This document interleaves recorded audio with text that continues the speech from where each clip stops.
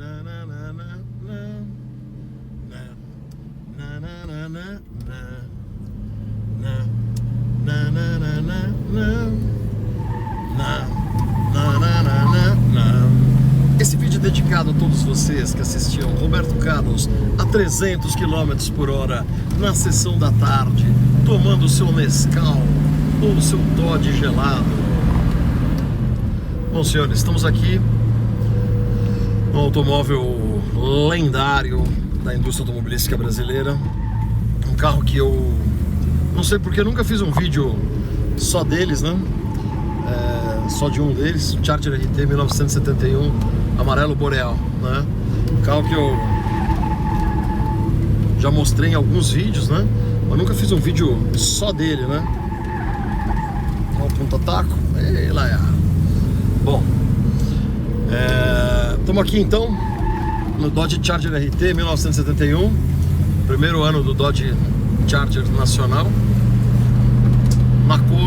na versão mais cobiçada, que é a versão RT, né? Você tinha a versão Charger normal e a versão Charger RT. Estamos aqui na RT e na cor mais cobiçada, e a cor que mais saiu na época, amarelo boreal.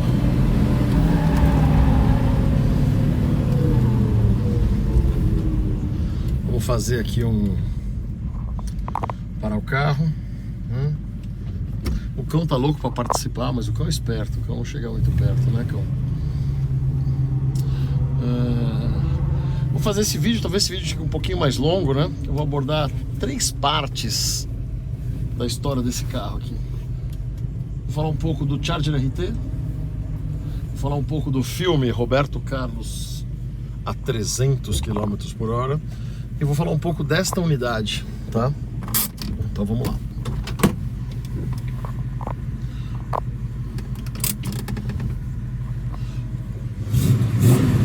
Só formar o Gló antes de eu desligar ele.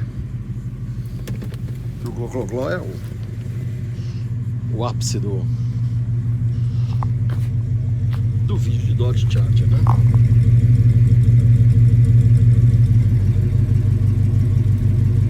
Ó, tem alguém lambendo a minha mão aqui. Ô, cão. O cão afetuoso gosta de participar. Bom, então vamos lá. Dividir em 3 partes, então. Não, vai ser um vídeo só, mas só para eu organizar meu raciocínio aqui. Falar um pouco do Dodge Charger 1971. Esse carro foi apresentado em final de 1970, né? Chrysler lançou o Dodge Dart Sedan de 4 portas em outubro de 69 como modelo 70. E não lembro, setembro, outubro de 70, lançou o Dodge Dart Coupé e o Charger RT, o Charger e Charger RT, que eram as versões esportivas do Dodge Dart nacional, né? Esse carro, ao contrário do Charger americano, o Charger americano é um B-body, né, um corpo B, é uma carroceria maior, mais bojuda do que essa. Nós temos até um aqui que a gente pode mostrar, né? O portão está aberto aqui. Vou mostrar o Charger 1968 americano, né? Ou seja, é um carro realmente de outro porte, né? Carro bem maior, bem mais encorpado aí, né? Então a Chrysler do Brasil, em vez de lançar uma versão GT do Dodge Dart, uma versão esportiva do Dodge Dart, resolveu fazer uma alteração bem maior na parte visual do carro, né? Normalmente, quando você tem um carro normal que quer fazer uma versão esportiva, o pessoal põe faixa, deixa o escapamento mais aberto. A Chrysler não, a Chrysler foi mais longe, né? E fez algumas alterações, colocou essas extensões da coluna C, né, em chapa, né, para dar esse acabamento no vidro traseiro, também remetendo ao Charger. Nossa, eu não posso tropeçar no cachorro, hein? Também remetendo ao Charger americano, né? O Charger americano tem essas rabetas aqui, né? Essa extensão da coluna C, né? E aí para ficar parecido, né? A Chrysler do Brasil, o designer que fez essa alteração, usou esse artifício, um artifício que não era inédito. No Dodge Dart mexicano, desde 1970, você já tinha a opção de ter essas rabetas, né? E na frente, vocês viram lá no Charger americano que os faróis são totalmente escondidos, porém, contudo, entretanto, são escamoteáveis. Quando você liga, eles saem.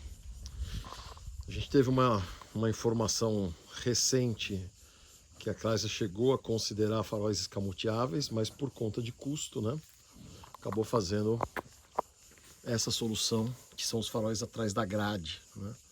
Uma solução bem mais simples, né, mais tosca até, porque você perde parte do poder de iluminação do farol, mas muito mais legal, né? Os farolzão escondido atrás da grade. Putz, isso aqui é uma coisa que nem a Chrysler americana ousou a fazer uma coisa tão agressiva quanto essa daqui. Então, o Dodge Dart versão esportiva veio com uma identidade totalmente independente, né? Como o Dodge Charger ou como o Dodge Charger RT. Qual a diferença do Charger e do Charger RT? Basicamente, o Charger ele tem um motor de 215 HP, que é um motor com taxa de compressão mais alta, 8,4 para 1 de taxa, enquanto o Charger normal tinha taxa de 7,5 para 1. O motor do Charger RT vinha pintado de dourado para diferenciar ele, né, com relação à taxa alta ao motor de taxa baixa.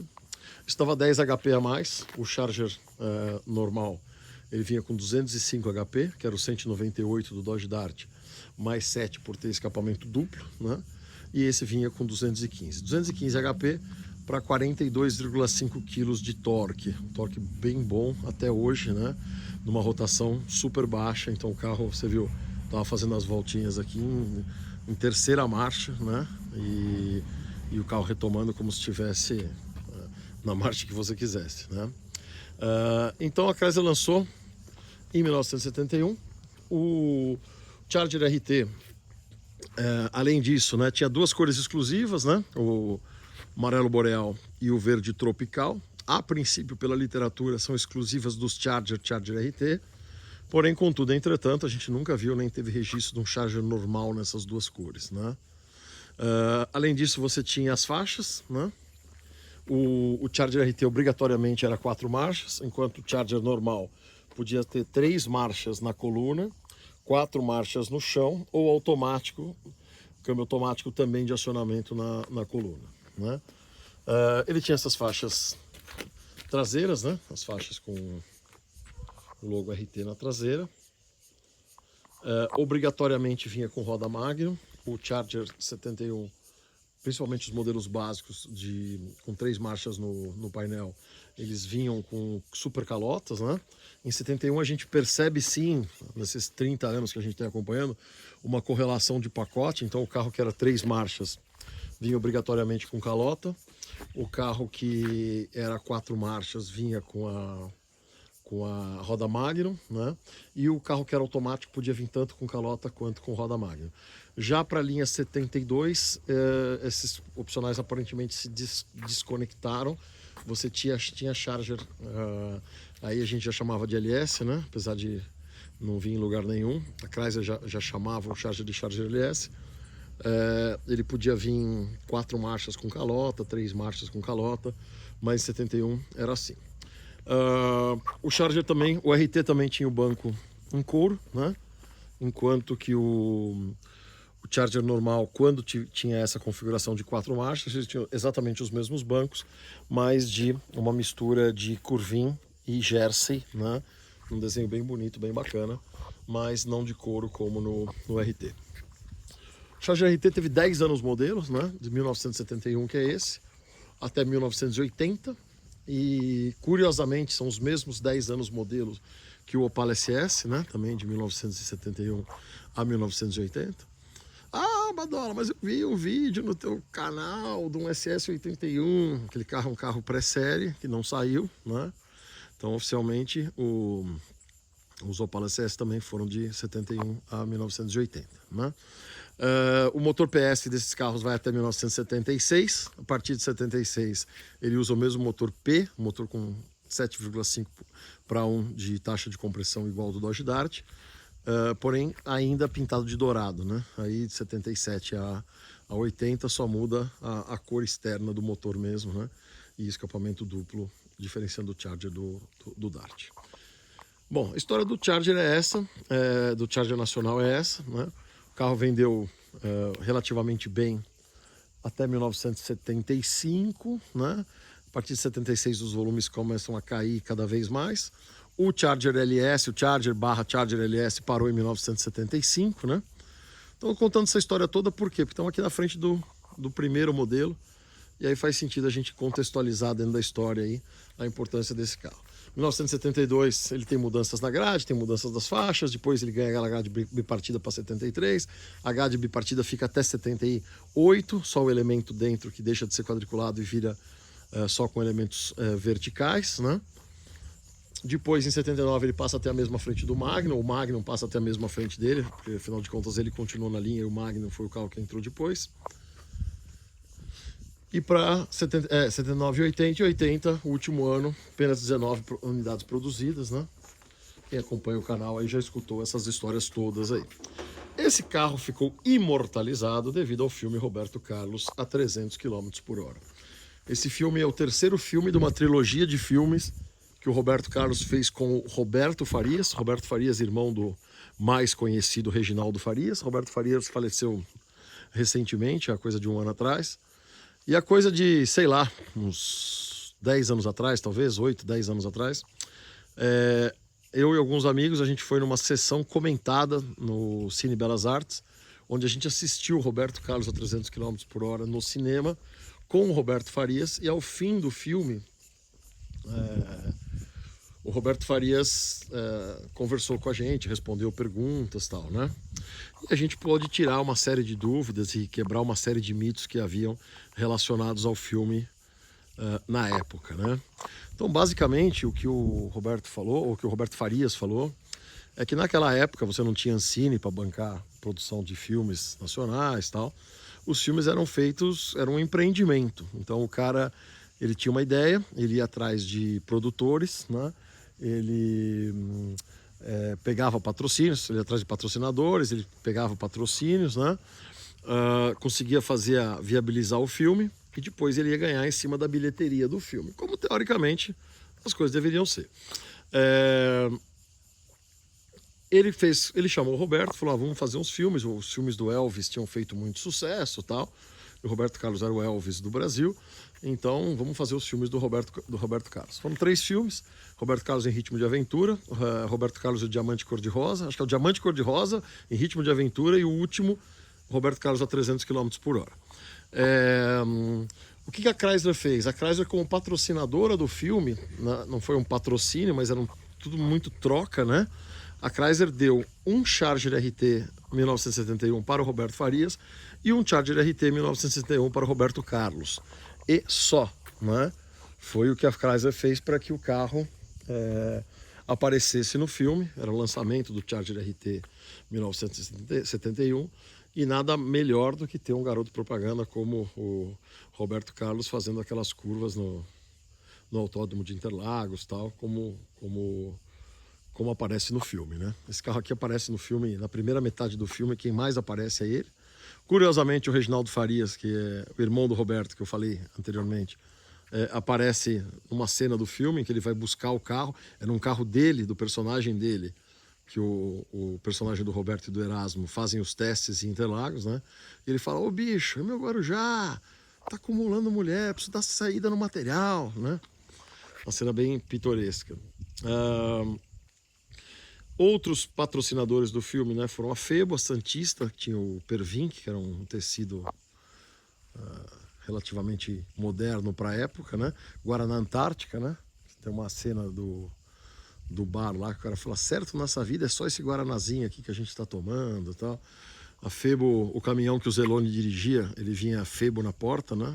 Tinha o Febo, o emblema da Febo na porta e tal. E foi um filme realmente muito marcante, um filme muito, muito legal. O Roberto Farias ficou com um Charger RT 71 amarelo boreal e o Roberto Carlos com um RT 71 verde tropical. Esse RT 71 verde tropical do Roberto Carlos, vocês vêem na capa de uma revista de novela da época, tem os carros na frente da casa dele no Morumbi, e você vê o RT-71 amarelo, verde tropical lá, né? Então, putz, esse filme marcou muito, né?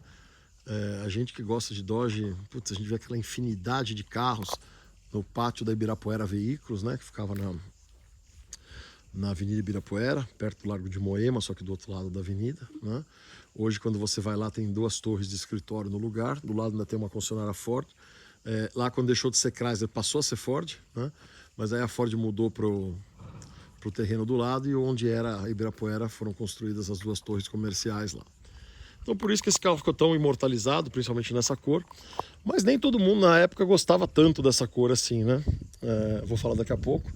Mas tem relatos aí de vários carros que foram trocados de cor depois de um tempo, né? Sei de pelo menos 3 carros que foram pintados de branco depois de algum tempo. Entre eles esse daqui, né?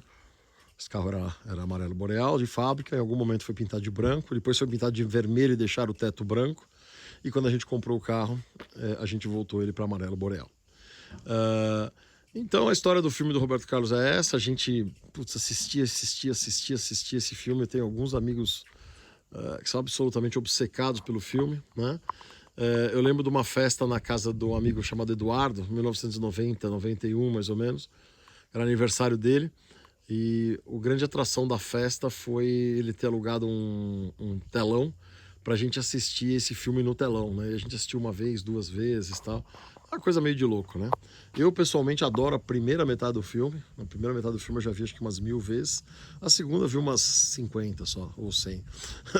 Mas a primeira parte é muito legal. A segunda parte do filme ele passa efetivamente a correr com o protótipo, com a Avalon Chrysler. A Avalon Chrysler que eu tive a oportunidade de empurrar ele nas 1000 milhas de Interlagos, acho que de 91. Né? Quando o Avalon botou o carro para correr, mas os pneus meio ressecados, não durou muitas voltas aí. E aí, vamos para a terceira parte do vídeo, que é a história deste carro especificamente, né? Tô vendo aqui uma escorridinha aqui de combustível, será que foi as minhas graças que eu tava fazendo aqui? Só tirar aqui, porque esse sol aqui... Né? Bom, eu já tinha uma coleção de carro razoavelmente razoável, né? De Dodge nacionais razoavelmente boa até 2008, mas eu não tinha nenhum Charger RT 1971. E o sonho sempre foi ter um Charger RT 71 amarelo boreal, né? Quando eu voltei do casamento da minha irmã casou na Alemanha em 2008, né?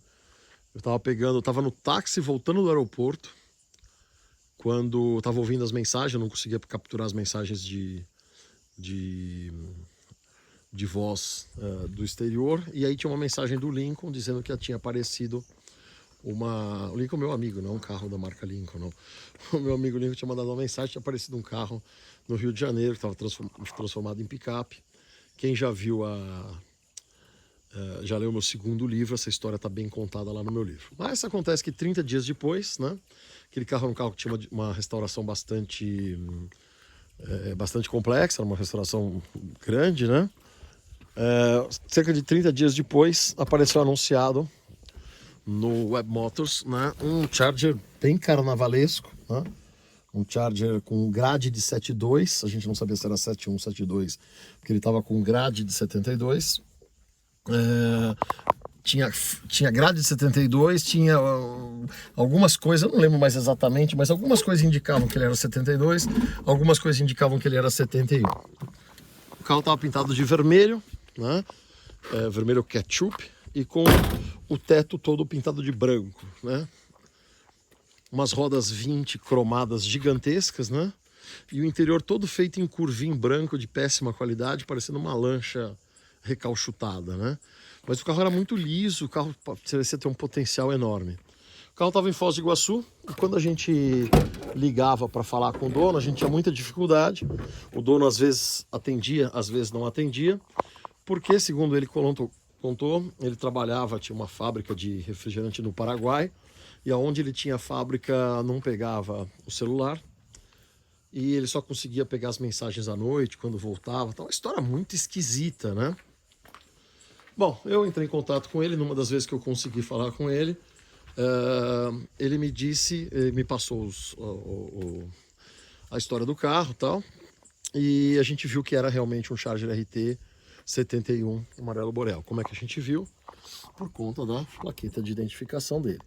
Ele mandou uma foto da plaqueta e aí a história tava morta, né? LS23. Ah, Badó, mas LS não é o Charger LS, não. 71, 72. Todos os Chargers vêm como LS23. Você sabe que é um RT porque ele tem um motor 318 PS e não P, né? Como o Charger normal. O carro não era barato, o carro era meio caro pela aberração que era, né? Aí conversando com o cara, que a gente vai chegando em algum ponto. O cara falou, ah, mas só de roda e pneu tem não sei quantos R$1.000 que eu coloquei. Eu falei, beleza, você tira as rodas e pneu, me vende o carro sem roda e pneu? Ele, pô, mas como é que eu vou te entregar o carro sem roda e pneu? Sei lá, põe umas rodas de ferro qualquer, só para colocar no carro. Aí o cara já deu um bom desconto por conta das rodas e pneus que ele tinha comprado. Eu não tinha todo o dinheiro para comprar o carro, né? Mas eu não queria perder o carro. Tentei parcelar, o máximo que ele fez foi dividir o carro em 2 parcelas, né? Então, na época, isso aí eu tô te falando contando 2008, uns 12 anos atrás, eu mandei metade do dinheiro para ele, em 30 dias eu mandaria a outra metade, né? Cara, mandar um dinheiro para um cara que você nunca viu, você não consegue falar com ele, porque ele fala que passa a maior parte do tempo no Paraguai e não tem sinal lá no Paraguai, no lugar onde ele tá, era um suicídio financeiro, né? Mas eu corri o risco, né? E falei, pô, não posso perder esse carro. Então mandamos a metade do dinheiro. Na época eu trabalhava ainda como executivo numa seguradora e eu não podia simplesmente pegar, parar tudo e ir para Foz do Iguaçu para ver se o carro realmente existia. Na época tinha um menino que estava trabalhando comigo, me ajudando a fazer as correrias de carro, me ajudando a fazer algumas coisas e tal. O que eu fiz quando deu os 30 dias? Eu comprei uma passagem para ele para Foz do Iguaçu. Falei, ó, vai lá, vê o carro. A hora que você estiver na frente do carro, que você pegar o documento na mão, ver que o carro existe, que a pessoa existe, você me fala e eu mando a outra metade do dinheiro. Bom, feito isso, foi lá o Cleiton lá pro Paraguai. E toda aquela história absurda que o ex-dono do carro contou, era tudo 100% verdade, né? Realmente o cara morava em Foz do Iguaçu, realmente o cara tinha uma coisa de refrigerante no Paraguai, realmente não pegar, recebeu meu funcionário super bem. Então às vezes a gente fica meio cabreiro e sem motivo, né? Às vezes a gente fica muito desconfiado porque tem uma meia dúzia de picareta aí, mas tem muito mais gente boa do que picareta. A pena que a gente acaba tratando gente boa como picareta por conta dessa meia dúzia de picaretas que acaba estragando um pouco as coisas. Mas então, deu tudo certo, né? Paguei a outra metade do carro. O carro veio para São Paulo. O cara tinha colocado umas rodas, como ele tava com furação de Opala para caber as rodas que ele tinha comprado no Paraguai, ele colocou umas rodas de Diplomata 88 a 90, né? E uns pneus qualquer. Fomos buscar o carro na transportadora e aí a surpresa, né? O carro era um espetáculo de andar. Andava muito o carro era muito esperto. Com aquelas rodas de Diplomata com pneu 185/65 que ele tava, R14, um carro curtinho, o carro andava muito, né? O próprio Paulo falou outro dia que ele tava com a Alfa 64 dele, a Alfa 64 24 válvulas mecânica, né? E cara, a gente foi buscar o carro, a gente ia levar o carro, dava umas estilingadas, a Alfa para acompanhar, né? O carro dava umas esticadas. E o carro realmente estava muito forte, né? O Dojão original não é grande coisa, mas o Dojão, quando melhora alguma coisinha, o que ele tinha melhorado? Ele tinha uma ignição eletrônica moderna, tinha um quadrijet, né? O carro estava muito bom, o carro fica realmente muito esperto, o carro realmente anda muito bem, né? Bom, o que a gente fez? A gente pegou o carro do jeito que estava, né? Vermelho com os bancos brancos, e deixamos guardado. Falou, uma hora a gente vai fazer esse carro. Foi nesse tempo que eu estava encerrando minha carreira de executivo, tinha saído da seguradora, estava com alguns projetos aí. E os projetos, depois de um ano, estavam demorando muito para decolar. E a gente já tinha vários carros em restauração ao mesmo tempo, eu não podia fazer as obras pararem, o dinheiro estava ruim de entrar. E para as obras não pararem, o que eu fiz? Eu acabei vendendo esse carro. Eu vendi esse carro para o meu amigo Gustavo de Novo Horizonte. Ele comprou o carro. Eu tinha feito um outro negócio com o Lincoln. Eu tinha a ver com ele as rodas Magnum, né? E a grade de 7.1 que ele tinha já restaurada e tal. Eu sei que o Gustavo, antes de levar o carro para Novo Horizonte, já trocou as grades, né? Colocou a grade de 7.1 no lugar da de 7.2. Já trocou as rodas e o próprio Gustavo colocou esses pneus. Esse carro vinha de fábrica com banda larga Red Line, né? Com essa faixinha vermelha. E o Gustavo colocou esses pneus BF Goodrich. É um pneu radial, tá? Ele parece um pneu antigo, mas é um pneu moderno, um pneu radial com as letrinhas vermelhas, tá? É um pneu que eu gosto muito, eu acho ele meio modernão, mas é legal, né? É bacana. Eu digo assim, não gosto muito porque ele é caro, né? Pelo que ele é, né? E o Gustavo levou esse carro para Novo Horizonte e tal. E eu tirei esse carro da frente, vendi, esqueci o assunto e tal. Passou coisa de um ano. O Gustavo estava fazendo uns ajustes na coleção dele. As minhas coisas tinham começado a andar, né? As coisas que tinham atrasado de andar começaram a andar. E o Gustavo ofereceu o carro pro Lincoln. Perguntou, será que tem alguém que compra o carro? Eu falei, putz, eu compro, né? Aí eu comprei o carro de volta. Quando eu comprei o carro de volta, o carro voltou como eu tinha entregue, só que já com as rodas, já com esses pneus, já com a grade certa, né? Tava mais fácil de fazer. E aí eu tinha conhecido os Orlandini, já tinha feito o SE 74 branco com eles. Falei, vamos fazer esse carro aí. Tinha quase nada de funilaria para fazer, o carro realmente era muito liso, né? E a gente fez a pintura do carro, né? Voltamos ele para cor amarelo boreal. O carro, apesar de estar pintado de vermelho ketchup, aonde você puxava tinta dele nas entradas de porta, eu tenho até foto disso, se eu fosse editar o vídeo eu colocaria. A gente via o amarelo boreal por baixo do vermelho, né? Quando a gente desmontou o carro, em alguns lugares a gente estava achando a cor branca, né? E aí, coisa de 10, 15 dias atrás, através dos vídeos que a gente vai colocando, das fotos que a gente vai colocando, apareceu no Instagram um rapaz chamado Davi, que foi dono desse carro. Eu não lembro agora exatamente em que época, né? Foi dono desse carro no Paraná. Esse carro saiu em Ponta Grossa, né? Então ele foi dono antes desse dono de Foz do Iguaçu. E o carro tinha sido pintado de branco na época dele. Inclusive, ele tá pedindo para os irmãos dele procurarem fotos do carro quando o carro foi branco, né? Coisa curiosa é que ele tem as chaves reservas originais do carro, com a chapinha de alumínio com a numeração do segredo, né? E ficou de me mandar pelo correio, né? Assim que as coisas voltarem ao normal, assim que passar essa epidemia maluca aí que a gente tá vivendo, né? Então é isso, as histórias vão se costurando, vão se ajeitando, né? Esse carro ficou pronto já há um bom tempo, né?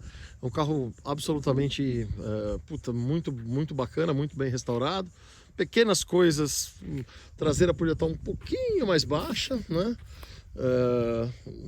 Mas para fazer isso tem que tirar as molas, tem que levar, depois de uma certa volta, tal. Deixa assim por enquanto, né? Mas é um carro que está muito bem pintado, muito bem gabaritado, né? Tem uma coisa só nele que me incomoda bastante, e a gente quando tem toque, né? A gente só vê o que incomoda, né? O dia que esse carro estava pintado, eu pedi para uma pessoa que fez muito trabalho para mim para instalar o teto de vinil. Esse teto de vinil a gente tinha conseguido um corte novo de estoque antigo, então é o vinil antigo mesmo, né? E eu tava vindo aqui pro sítio, na volta eu ia passar em Americana, ele foi até o carro até a oficina do Orlando, dos Orlandini, para fazer a instalação lá. E quando pintaram esse carro de branco, os emblemas estavam na posição um pouquinho errada, né?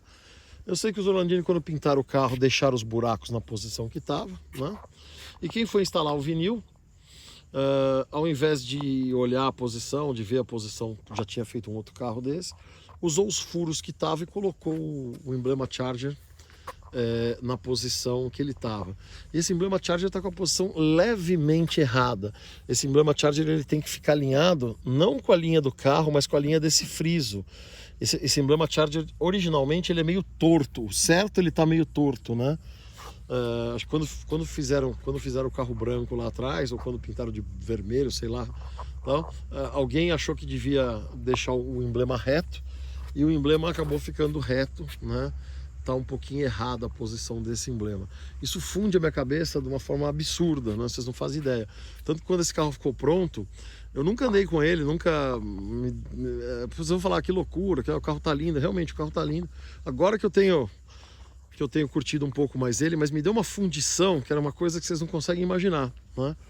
Eu posso até descer lá embaixo para mostrar como é que é a posição correta do emblema Charger, né? Mas, cara, me deu um desgosto, assim. Eu tenho uma fixação com esse negócio de emblema, né? Eu já deixei de comprar carro muito bom, porque tinha tomado algum retoque na traseira e em algum momento tiveram que tirar o emblema estava meio torto. É toque, né? 10 anos de psiquiatria, de psiquiatra, não de psiquiatria, mas 10 anos de psiquiatra deve resolver, né? Fora isso, o carro tá um espetáculo, o carro tá muito bom de andar. Tem mais uma coisa muito curiosa que eu preciso contar para os senhores ainda, enquanto eu desço lá para mostrar o emblema original. Quando o carro chegou, o carro tinha aquele motorzinho levemente preparado, né? Tava uma delícia de andar, tava um espetáculo de andar, mas não era mais o motor de plaqueta dele, né? Ele era um motor 318P de 1973, né? E aí, óbvio, né? A gente dá muito mais valor para um carro que tem um motor matching numbers e tal. Mas no caso de um RT71, putz, não dá para querer tudo, né? Então, quando a gente viu que o motor era um motor P de 73, paciência, segue a vida. Quando a gente foi restaurar o carro, eu tinha um LS73 turquesa Aquarius que tinha vindo com um motor PS75, né? Falei, opa, tá com o motor errado também, né?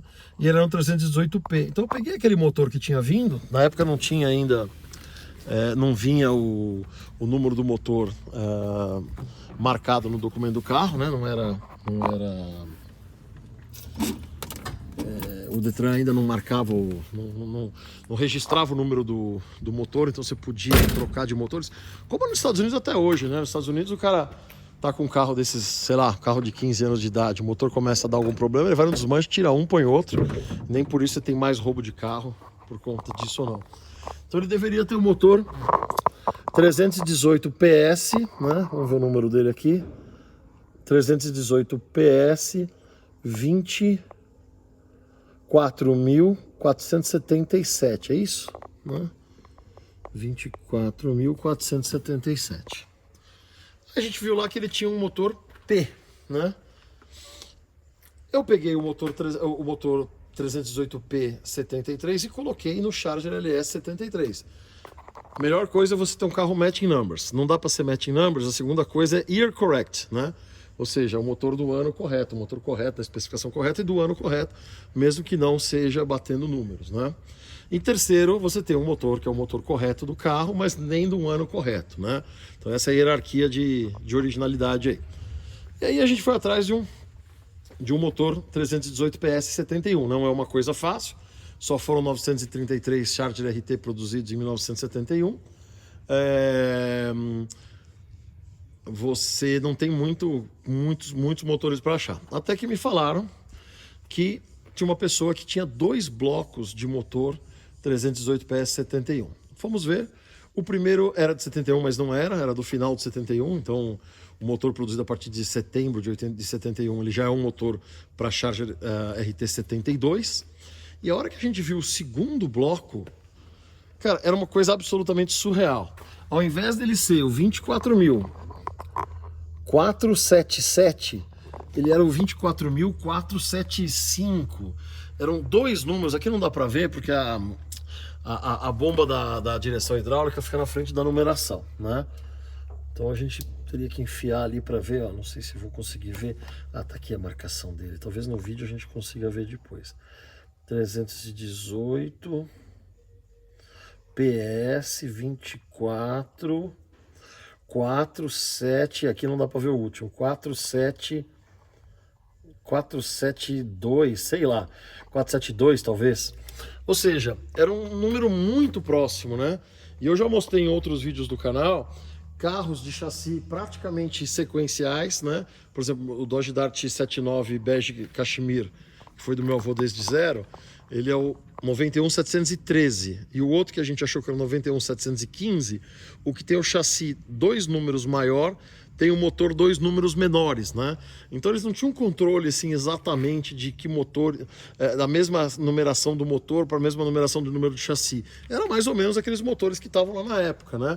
Então esse motor aqui, se não era o motor que era de fábrica, que veio de fábrica nele, era o motor que estava na bancada da fábrica do lado do motor de fábrica dele, né? Então ele não é nem year correct, ele deve ser day correct, né? E aí foi, putz, uma puta de uma alegria conseguir um motor praticamente com o mesmo número do motor original que veio de fábrica com o carro, né? Então essa curiosidade do motor também, né? Ou seja, todas as peças foram se encaixando, tudo foi se encaixando. Aí faltou mostrar a posição correta do emblema, né? Ó, tá vendo que o emblema parece meio tortinho? De fábrica, né? Ele parece meio torto porque ele alinha aqui e não com o friso, né? Então essa é a posição correta dele. Essa é a posição correta dele do outro lado, né? Essa é a posição correta dele desse lado aqui, né? E lá fizeram ele, endireitaram ele erroneamente e deu um tilt na minha cabeça aqui, né? Mas é isso aí, o importante é que o carro está totalmente recuperado, preservado, né? Patrocínio Petrobras, Brasil, 150 anos. Que eu posso fazer um dia se estiver me incomodando muito. Agora eu já digeri, mas eu podia pegar um vinil bolinha de boa qualidade que estão usando hoje, tirar esse teto, arrumar lá, colocar o emblema na posição correta e refazer o teto. Vou fazer isso agora? Não. Vou fazer algum dia? Talvez, né? Não é uma coisa, até por não ser uma coisa tão difícil de arrumar, tá me incomodando menos do que me incomodou na época. Mas é isso aí. Finalizando então aqui o vídeo do Charger RT71 amarelo boreal. Falei que ia ser um vídeo um pouco mais longo, né? Mas é muita história para contar, né? Muita história e muita coisa que legal aí para dizer. Beleza? Então é isso aí. Valeu, abraços. Inscrevam-se no canal. Gosta muito do conteúdo, seja um membro do canal. Vamos que vamos.